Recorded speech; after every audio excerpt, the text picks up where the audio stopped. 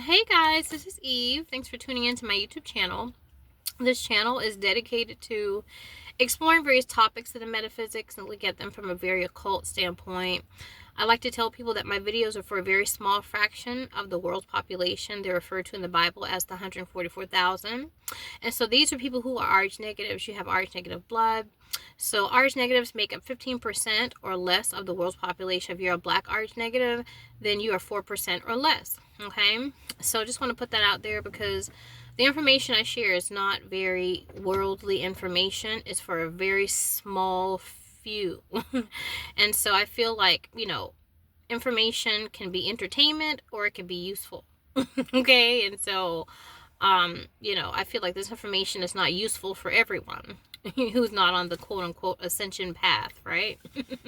But anyway, I wanted to, and I'm sorry guys, I'm really tired. I feel like I worked my ass off tonight. You guys see I have my little elf hat on, and like my feet are fucking killing me. Like I want to chop my fucking foot off. Like I have to be on my feet a lot, and I really like feel like someone is stabbing me in my fucking feet, and so I would do anything for a foot massager. In fact, that's what I want I want a massage. Like, could y'all please, like, find me the people who stalk me, whatever. Like, can you find me and then put like a certificate to get my feet done? Because y'all see like where I walk and shit like that and where I go everywhere. So if y'all could like put that shit down or whatever the case is, so I could just pick it up and go get me a foot massage, that would be wonderful. Okay. So shout out to all my stalker people. But anyway, what do I want to talk about? I just want to talk about ascension symptoms. You all know that I channel for a select group of people. And the thing is that I feel like sometimes the information that I share is like it's very sensitive information, and it's information that can be frightening and can be what's the word, like it can be damaging, I would say, to the ego. Let's just say that, damaging to the ego, because we all have egos, right? And so the thing is that when you're ascending, right, if you're on the ascension path and you're ascending, the ego is going to be broken up and broken apart. You see what I'm saying? And so you are reaching what you would call totality in a way as it pertains to your oversoul. So you have a soul and then you have an oversoul. And so when I reveal like certain information to people, it can be like, it's like, what did you say about me? You know what I mean? Like that type of thing. But that's why I put my stuff out there too, because I feel like, I descended into this reality like everybody else. You know what I mean? And I have the same problems that other people have. Okay? And so, I want people to know my story and know that, this limited ego that's speaking to you, I have an oversoul that has had many impressions and many lives. Okay? And so, with that being said, I want people to really truly understand what a soul is. You know, so I think that we oftentimes use that words like you're an old soul or my soul is like this, that, and the other. But really, it's very important for you to understand what a soul is. You see? Because the oversoul is the impression of all your incarnations. Do you see what I'm saying? It's a conglomeration, right? And if you're a very old soul, then it's a beast at this point because you have a whole lot of impressions upon the soul. I think I've spoken about this before, like if it's like a target, like if you are going to a shooting range, you have a target, right? You're shooting. Like think of like every time you incarnate, then there's like a bullet in the target. But if you keep putting bullets in the target loses its it looks mangled. You see what I'm saying? It loses its integrity. So, the thing is that I channel for souls that are that are like that. I mean, even my soul is, I still have one more incarnation before I reach perdition. Okay. So, I'm like in the same boat type of thing, what have you. Okay. So I don't like people to think that like I talk down to them or I'm preachy or whatever the case is, because that's not me. Okay. I feel like when you're really trying to, do a service for someone, then that person really has to know where you're coming from. You know what I mean? Type of thing. Okay. So I want to talk about ascension symptoms, and how when you're ascending, you're saying goodbye not only to your ego, but the egos of people that you have come to know, such as your family, your wife, your husband, your sister, your brother, your children, right? You are, and I've actually done a video that's similar to this, but I feel like maybe I need to reiterate, especially given with some of the channelings and stuff like that I've done lately. But you have to say goodbye to the ego. You see what I'm saying? Like, for example, like my daughter is an extremely old soul. She's extremely old. In fact, her soul is older than my soul. So on the earth plane, she looks like a kid, right? Of course. Whereas on the astral plane, she is like my elder. You see what I'm saying? Or she is my elder. Not like, but she is my elder. So the soul has more wisdom in it than I have. Do you see what I'm saying? She has more wisdom. And I could see this with my daughter when she was much younger. You see what I'm saying? And so, having, access to my daughter's subconscious, and I try to stay out of her subconscious. I try to stay out of her records or what have you, because of certain circumstances I don't want to go into here very much, because, and it's not that I don't want to go into them because, like, I feel like, oh, that's my daughter, and I don't want you to know anything about my daughter. No, that's not it. I don't want to go into it because it's painful. Like, it's really painful, like some of the things that are in her records, because I've been away from my daughter for a very long time. And my ex-husband took advantage of COVID, and the fact that we were at a standstill, and he tried to put things in place or whatever the case is, to really separate me from my kid. And I really feel like that karma is going to like make its way back or what have you. You know what I mean? It's going to make its way back or whatnot, but it's taking quite a while for that to happen. Okay. But the thing about it is that my daughter's soul, right?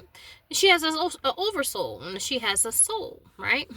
So just like I have a soul, like this is a soul, but this is not the totality of the impressions that have been put onto my, onto my soul. Do you see what I'm saying? So when you're dealing with souls like my kid, right? Her soul is very wise, and she, when she was a child, she spoke to me like a wise woman. Okay, like a wise woman. Even now, like she is very just wise in what she says. And the thing is that I want people to know that astrally speaking, I would never ever interact with my daughter on an astral aspect. Now her soul, her limited personality on the earth, this realm, yes. Like my daughter's soul, she is so beautiful. She has a beautiful soul. It's very lighthearted and funny and cheeky and just pure and innocent, and it's healing. Like I said, like I'm more of an empath where I have to kind of say things or do things to heal people, and so that drains my energy. Like people, consider me to be like a muggle or something like that, where it's like, what's the muggle girl, her something, I can't remember her name, on Harry Potter, but she does really great magic, but she's textbook. You see what I'm saying? She's a textbook magician, but she knows the dark arts, but it's still textbook. But there's some beings that just by being around you, they can heal you. They can heal you just by their presence being there. So my daughter is a lot like that. She is a lot like that, okay? A very just beautiful soul. Do you see? On the earth plane, on the earth plane. Now, when you see my daughter on the astral realm, she is she's not somebody that I would want to be associated with, really. Okay, and I hate to say this because she's my kid. It's like, how do you talk about, but she's not my kid. See, within this realm of reality, she is my daughter. But on the astral realm, she is not. You see what I'm saying? Only in this quote unquote world. And this sounds very weird. I feel like, excuse me, you have to have some prerequisites to really truly understand what I'm talking about. You see what I'm saying? Like, there's some kids, like, we're taught that kids are innocent and pure and this and the other. You know, and having worked with kids for so many years, you know, it's been my duty to make sure that kids are protected and that they're respected and that they're nurtured and that type of thing. You see what I'm saying? However,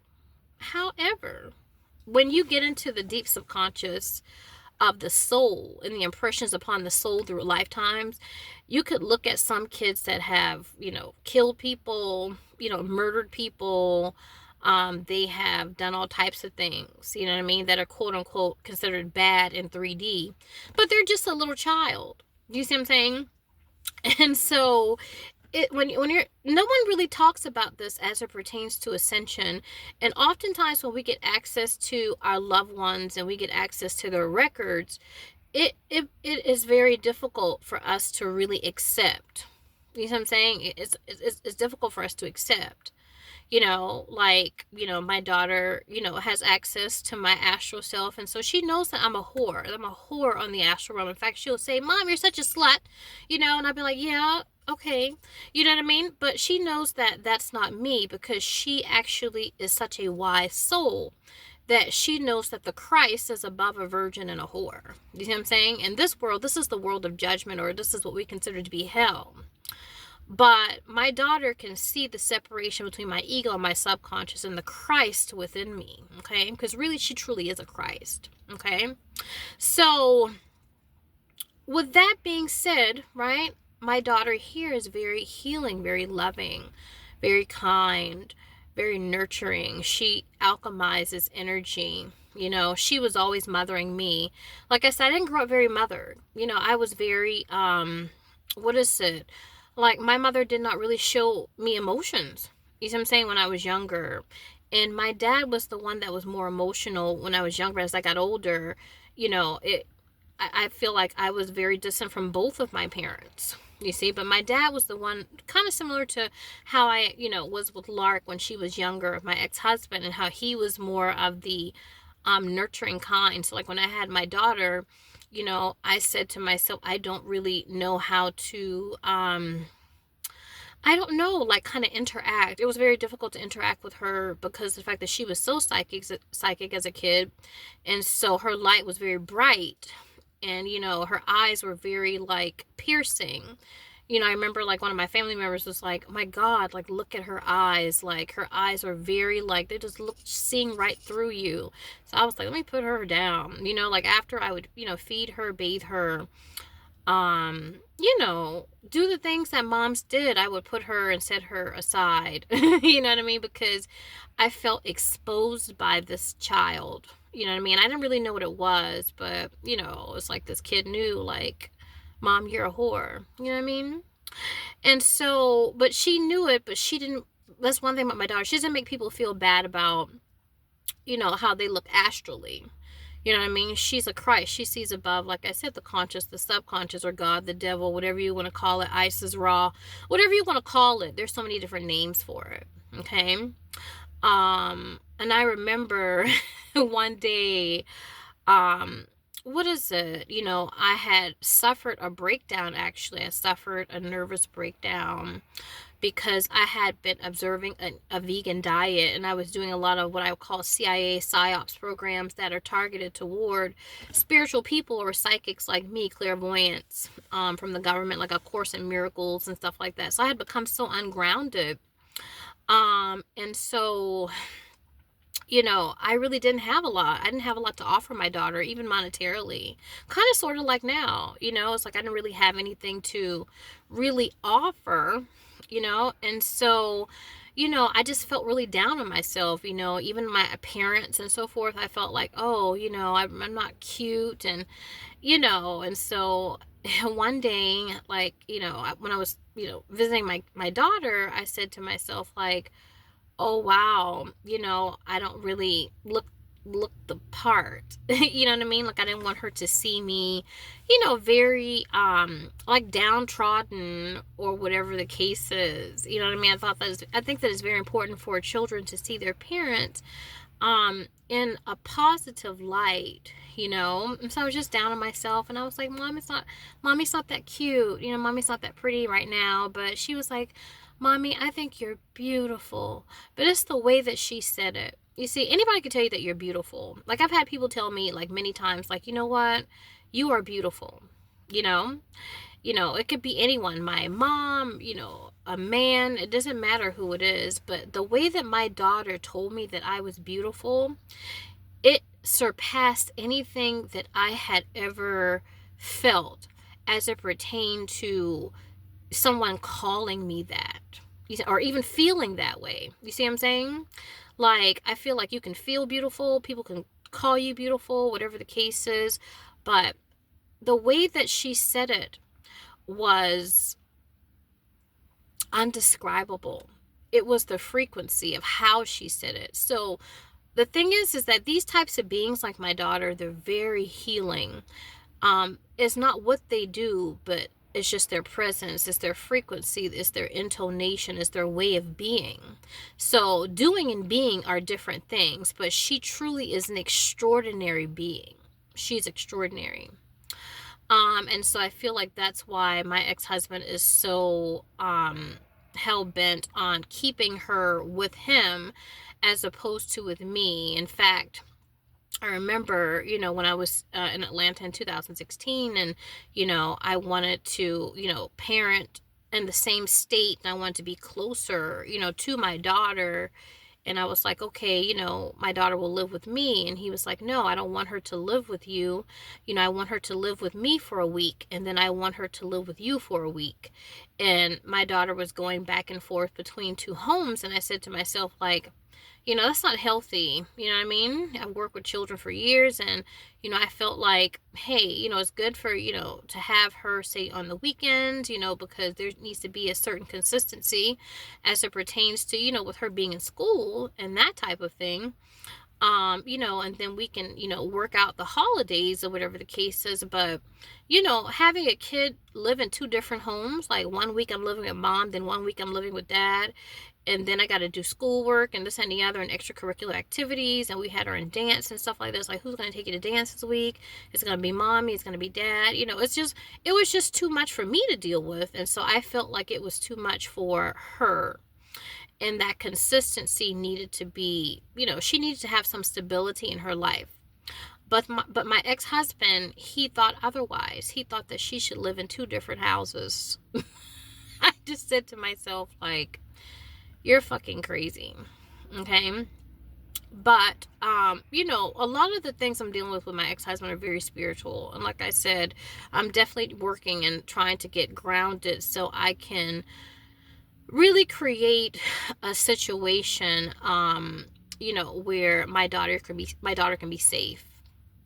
Okay, because like I said, looking into my daughter's timelines, she is extremely strung out on drugs, actually, in one of her timelines, because of the fact that through my DNA, she is a genius. Yeah, she's a genius.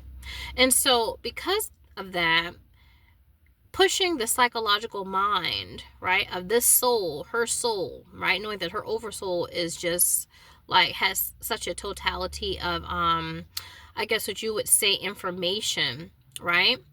That it will break the psyche. You know what I'm saying? It'll break the psyche. So she would have like a nervous breakdown, kind of, sort of, type of thing. Okay.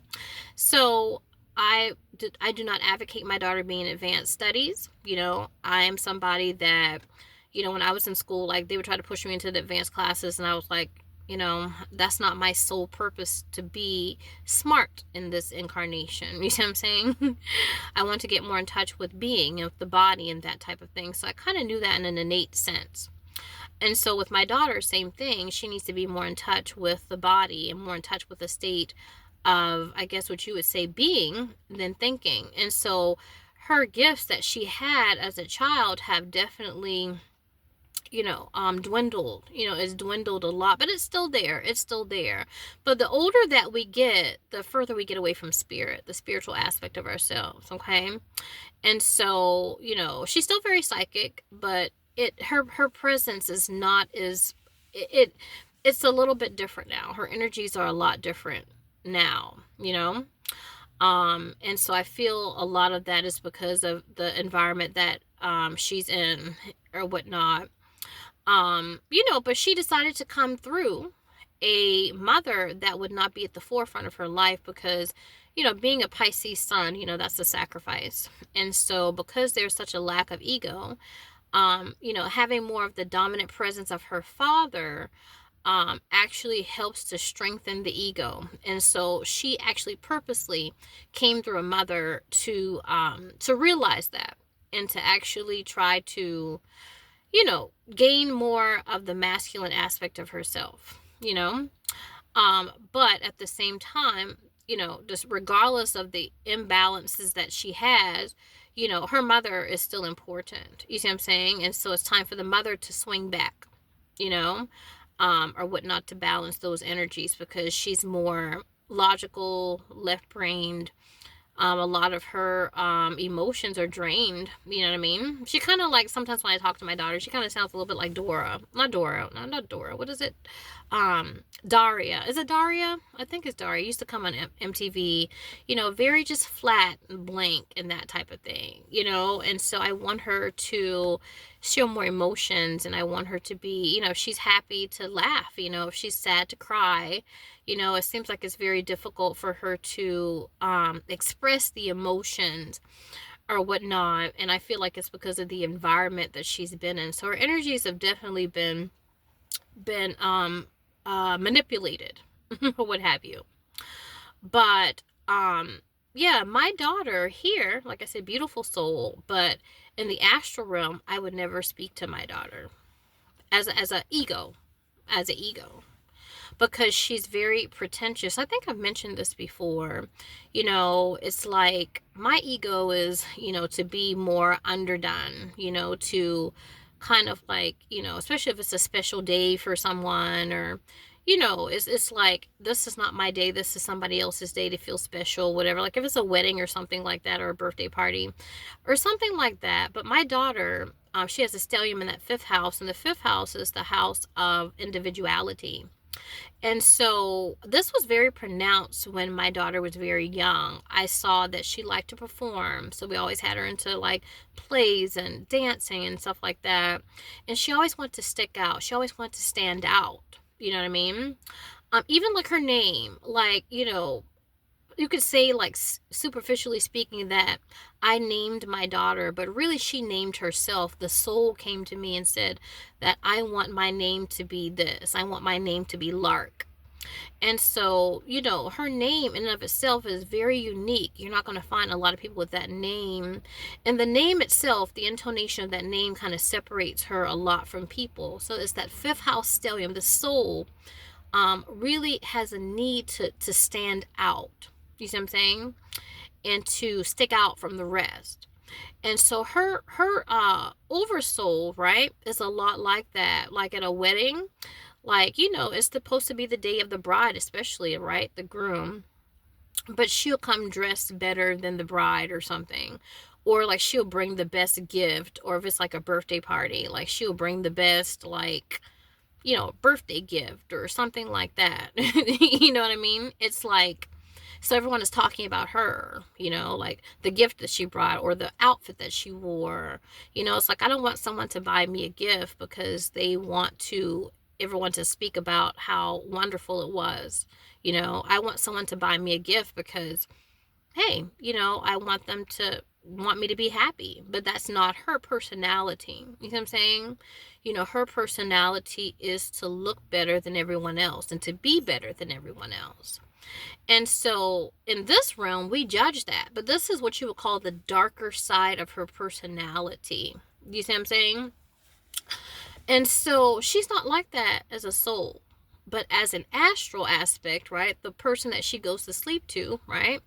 This is the type of person that she is, very pretentious, wants to be seen, wants to, I feel like be famous, and somebody that will do whatever it takes to do so.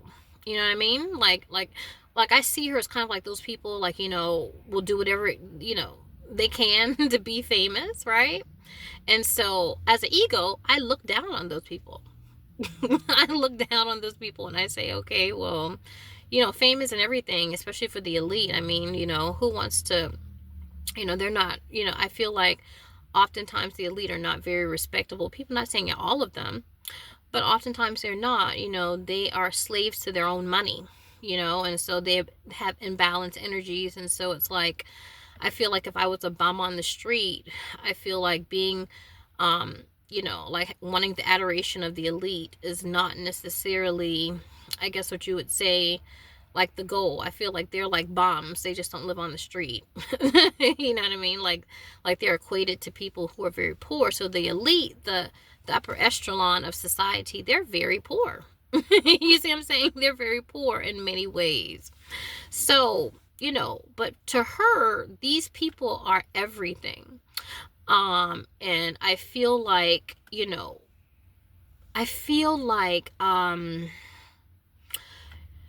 standing out and being famous and that type of thing, and, kind of like being self-centered, right? Being a self-centered person is how she is.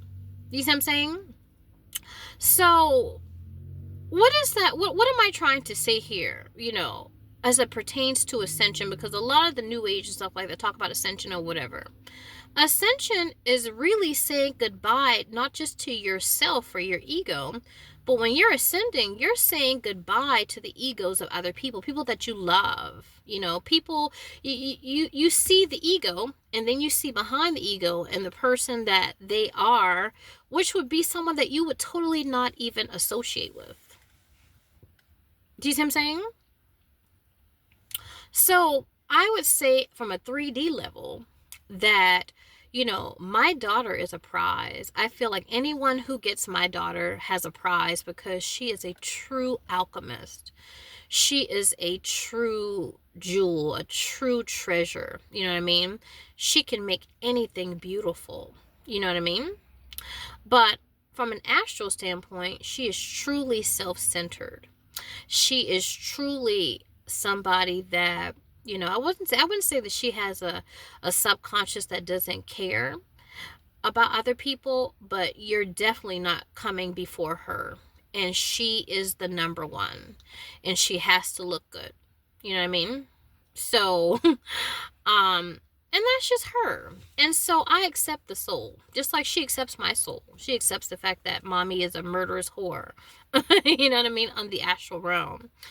And she plays around with it. She jokes with me about it, whatever the case is. And, people are like, you let your daughter call you a whore? I mean, I really don't care, what your views are in terms of, I guess what you would say in our community and how children are seen. You see what I'm saying? And what children are allowed to do. Do you see what I'm saying? As it pertains to like parents and stuff like that. Being a clairvoyant, and I'm not very grounded, but being a clairvoyant to see the soul of my daughter and how wise it is and how old it is, it makes me want to literally fall to her feet. Like, that's what it's like. You see what I'm saying? And so you don't really get access to this until you die. really most people. You know what I'm saying? And so you don't really know who you're dealing with and who you're talking to. You see? And so I feel when you're ascending and when you're getting access to other people's oversouls and stuff like that, if you are given permission to gain access to those things, I don't have access to everybody's stuff. But when you're given access to those things, it could be quite hurtful. It can. Like for example, there's a particular soul that I'm channeling for, and his soul doesn't look anything like his ego. He doesn't look like it. His mother doesn't look like her ego as well. Like the subconscious looks nothing like it. The devil doesn't look like the angel or God, whatever you want to call it. And so, when I talk to them about their astral selves, it's kind of like, there's no connection. Like, who the hell is she talking about? You know what I mean? Like, type of thing. You guys hear my little bells? My little elf. And my little elf hat. But yeah, it's like you're not even talking about me. That bitch is crazy type of thing, But if they go into deep meditation, they can gain access to these aspects of the self. And I feel like because with this soul, I have a contract with his dad, right? And and having a contract with his dad, the dad still has a connection to his soul, right? He hasn't reached perdition. However, the son and the mom have. And it's like, when I interact with this soul, the soul is very, what is it? The soul is very much like, feeling, like absolutely feeling emotional and that type of thing. So, I'm very intellectual. So getting into, because like when I go into records and stuff like that, I'm going into it as an intellectual. You see what I'm saying? It's like a hurricane. Like I'm in an eye of the storm. Like the eye of the storm is really truly the calm aspect of a hurricane. It's what's happening around the hurricane of the eye of the storm that is the chaos or whatnot. So like you can think of it like when I enter minds, I am entering like a hurricane and I'm watching the chaos around. And oftentimes too, right, you can say it's me and the I guess what you would say, the soul, right? The oversoul. Me and the oversoul are interacting in the calmness of the storm. And so it's showing me certain things, and it wants me to report those things to its physical ego self. You see what I'm saying? And so, I feel like with this particular soul, pain is at the forefront. You see what I'm saying? The soul is in pain. And so the thing is that, intellectually speaking, like, I go into a record, I'm just like, okay, this is painful. You know what I mean? You're sad, and I try to kind of check out because like, I don't want to feel the pain. You see what I'm saying? But this soul is very much about me feeling his pain. And I say to myself, okay, well, let's try to, change this or whatever the case. Let's kind of turn the tide here. I know that you are to attract a woman that's similar to how your father attracted your mom, right? She seems very nurturing and kind and sweet and that type of thing, but subconsciously she is Kali. And so, given the information from the records that you've shown me, you need to marry somebody who is Kali.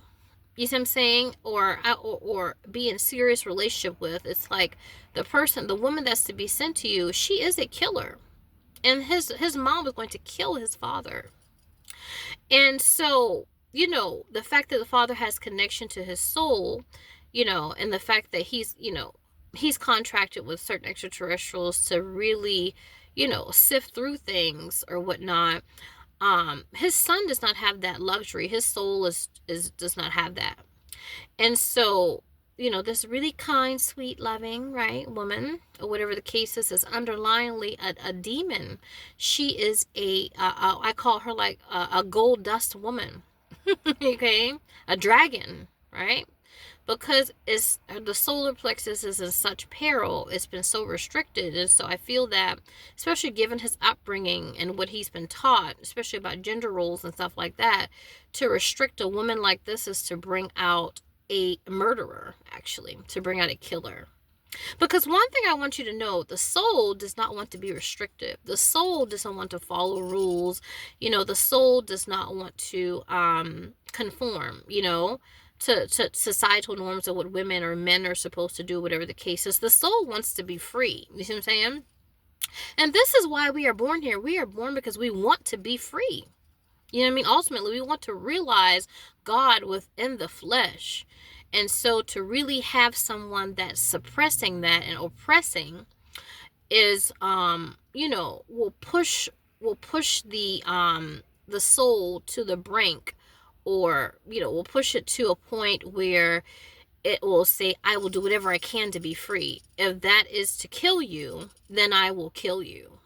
You see what I'm saying? I will get rid of you. And so, I feel like, embodying the twin, right? And stuff like that will, help the demon to pop off, and for him and this woman to really, if they do decide to be together, for them to really make a conscious effort to do so and rise above their natal charts, right? The natal chart is the coffin, is the book of life, it is the Akashic record, whatever you want to call it. And so as a Christ rises above the natal chart. And so I feel like he and this woman can decide to be together, and that it could be a Christ type of marriage or a spiritual marriage, or whatnot, although their energies do not kind of coincide with one another. But yeah, it's going to have to take work, it's going to have to take effort, and it's going to have to take a recognition and true knowledge. But to go into it blindly, right? It's going to end horribly, especially for him. It's going to end horribly. And so, I said to myself, like, I see this, and this is the plan of action. I'm going to let you know this, you know what I mean? And it's going to be all right. But the thing is that the soul wants me to feel the pain that it feels when this happens in like future timelines. You see what I'm saying? I'm like, because I say to it, like, because it's not him, it's not his ego, he's not nothing like this person that I really interact with. But I say to him, like, oh, I see what the problem is, we're gonna fix this. But there's still a need for this pain and this suffering. And so I feel like there are other things for me to say to the soul. And, there are things that I don't know. And he's telling me that you're not going to know what to say to me unless you know what my pain feels like. You see what I'm saying? And I say, I got my own pain. You know what I mean? Like, I've got my own shit. Like, my life is not, good at all. I'm constantly followed and stalked and shit. And, I've got issues when it comes to my daughter. You know what I mean? And, my own soul itself, you know what I mean? And trying to kind of sift through my own records and trying to kind of like, make sense of things and get my own house in order.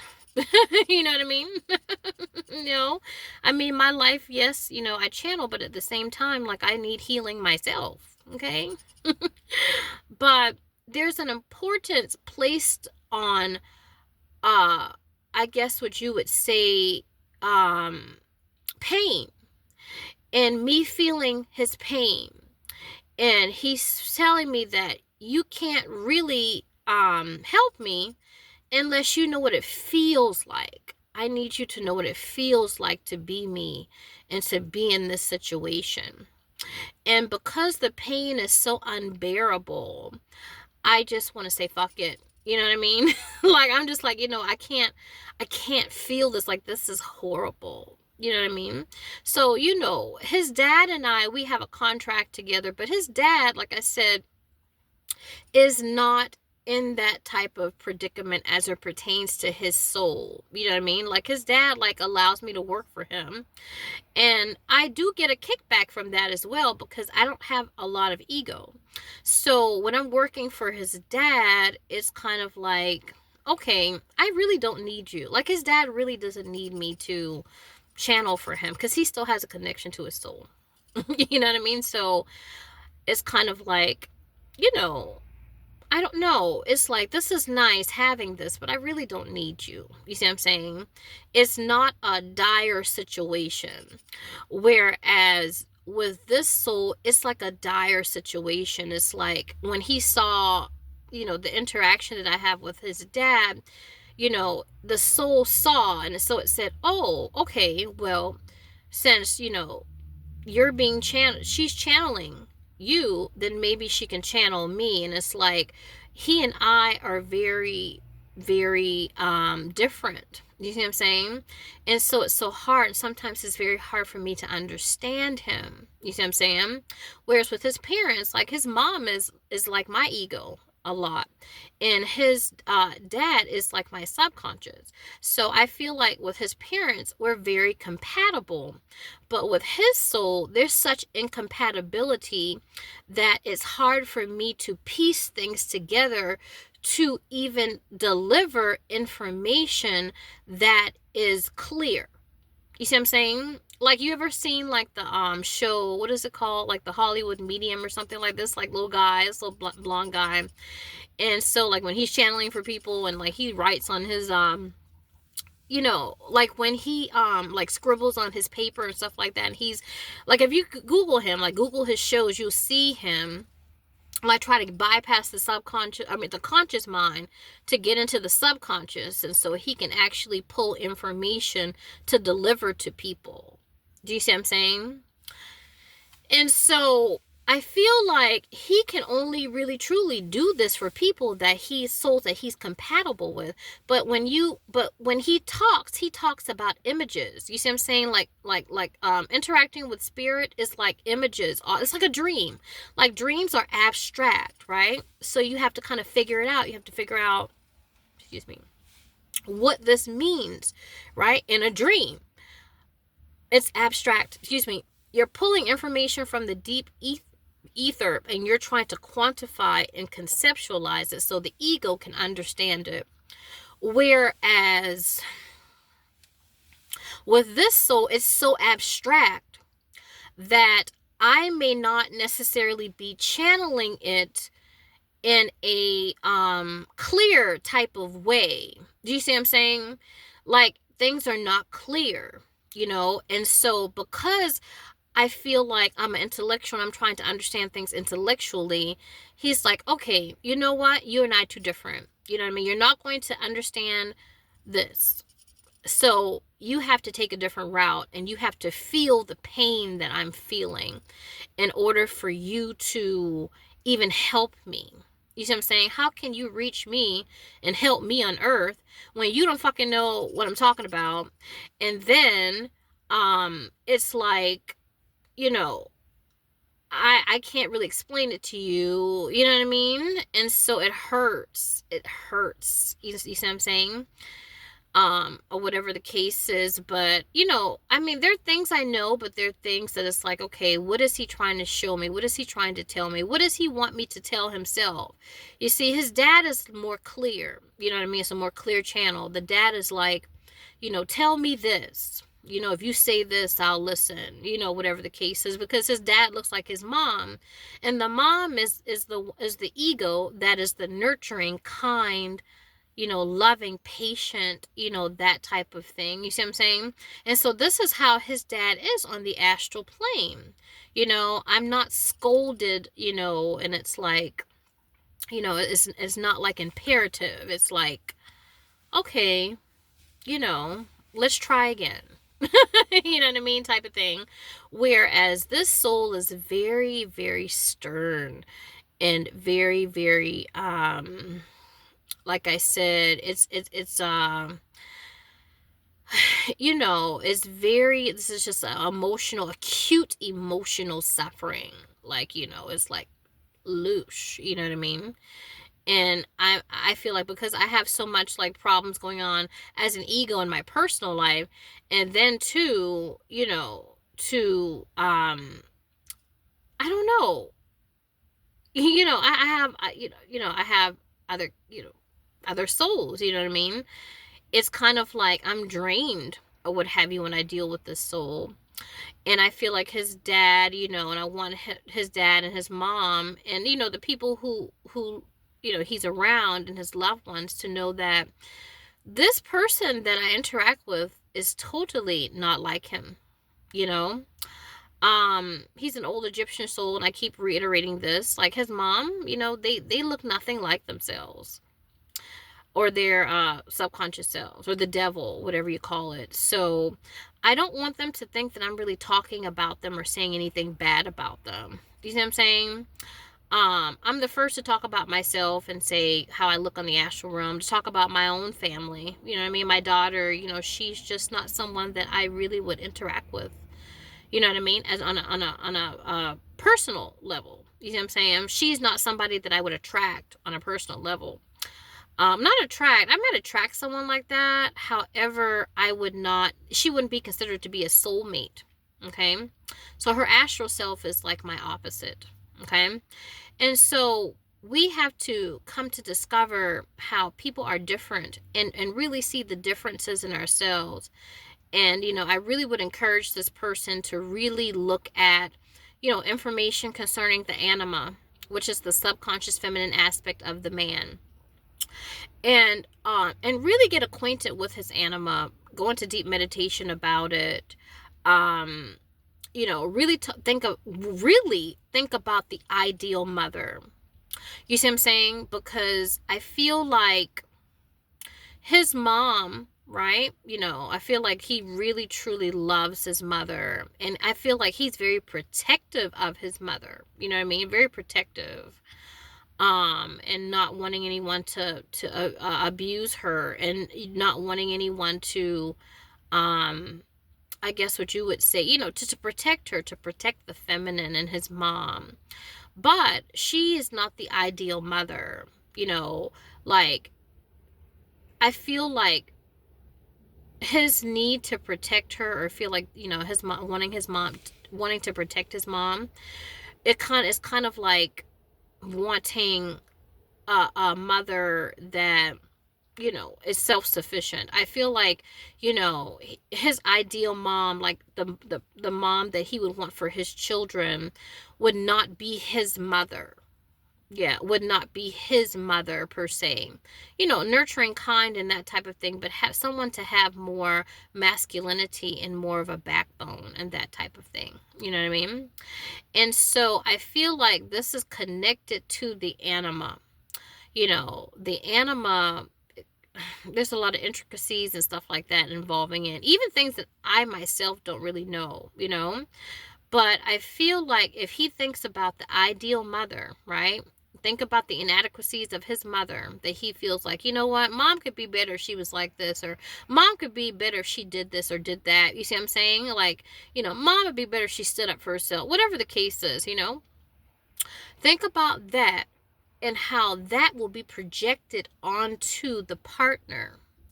It'll be projected onto the love interest. You see what I'm saying? And so it's kind of like, this is how I want my mom to be. I wish that she, in a way you could say, like, the anima is like, I wish she were my mother. And so I want to procreate with this person because I know that she is a good mother. She's better than my mom. You see what I'm saying? I feel like his dad was a lot like that too. Like his dad, I don't feel like the mom was as emotional per se, you know what I mean? And so the mom may have played a role in terms of diminishing the emotions. So he attracted a woman that was very emotional. It's like, I want a mom that, let me cry, and it's like, it's okay, and it's nurturing. So his dad attracted a woman that he wanted his mom to be like, and he looked at all the inadequacies of his mother and projected it onto the the partner. And so she is the perfect mother. You see what I'm saying? She's the perfect mother. And so I feel like when it comes to this soul's anima, right, his son, he's going to project that onto the partner. So she will be the perfect mother, the one that actually does not have the inadequacies of his mom on this earth. And so that is going to determine this, I guess what you would say, quote unquote, murderous woman that he will attract. You know what I'm saying? And so, you know, the woman's in perdition and he is, but still he has extraterrestrials that are around him, not just me, but there are other extraterrestrials around this family. And so they are there to give guidance and to give wisdom. So, you know, he can actually encounter this woman in a more superficial way, as opposed to like, oh my gosh, like, because she really is truly the embodiment of him, like his anima, you know what I mean? Like, I feel like, you know, she's very, very mermaidish and very enchanting, and very much like an enigma, you know what I mean? An enigma. I feel like that actually adds to her flair, you know what I mean? You know, very, very intriguing, you know what I mean? Like when I see her, very mermaidish too. I feel like she has like the mermaid hair, you know, like she's just like, I was like, oh wow, that's so beautiful and that's so strange. And you know, she's so I guess like when I look at her, like she is so hard to figure out. Yeah, hard to figure out. And so I feel like when he meets this woman, he needs to be a lot like that, because I feel like the woman has power as it pertains to this enigmatic like person. So he has to have that quality, not being able to be figured out and that type of thing, and embracing that aspect of himself. Kind of like Lenny Kravitz. Like I feel like Lenny Kravitz is like that merman, whatever, you know. So if there's a mermaid, it's like, okay, yeah, I love you, and I love the fact that you look a lot like me, but I don't need you because I'm a merman. You know what I mean? Type of thing. So, I feel like in lots of ways, it's important to integrate the ideal mother in his head within his personality in order to stabilize the anima and to heal the anima. Do you see what I'm saying? Like if you think that your mom is like, you know, doesn't have a backbone or something like that, then you need to make sure that you have that within yourself. You see what I'm saying? You need to make sure, if you think your mom is like, you know, she's always doing things for people and not doing things for herself, like you need to realize that within yourself. You see what I'm saying? All the inadequacies of the mom, you need to make a list of it. What do you not like about your mother? That's the first woman in your life. That's the feminine. What is it that you don't like about her? And what are the things that you love about her? If you actually integrate those things with the things that you love about your mom, and then you add the things that you don't like about her, this is the woman. This is the woman that you will attract. And this is the woman that's out there to kill you. Okay? She will actually, those projections will be made onto her. Okay? So I hope that, what is it, that this helps, whatever the case is, you know, like with this channeling or whatever the case is, you know, I think I'm a drink or whatever, you know. It's so hard for me. It really is. Like, I want to do a great job. I do. And when spirit comes to me, you know, I try my very best. And I know that, you know, this soul has lots of things to convey, and it doesn't know how to, because there's just a lack of compatibility in terms of me being able to understand, because it's you know, it's different. But I do my very best. You know what I mean? I do my very best, and I don't know what else to do. You know what I mean? But my best. Okay? And so I'm gonna go drink, whatever the case is, so I can kind of decompress and get grounded and eat and that type of thing, so I can kind of come back down to myself and come back down to my ego and get out of the ether. Okay, guys? So I think that's pretty much what I talk about. You know, talk about how, you know, you have ascension symptoms, saying goodbye to the ego of ourselves and the egos of others. And just know that it is a lot like a death, you know, and to just kind of, you know, if you're really on the ascension path, things that kind of bruise your ego or whatever the case is, you're going to have to fall away from those things. Okay. All right. I will see you in my next video.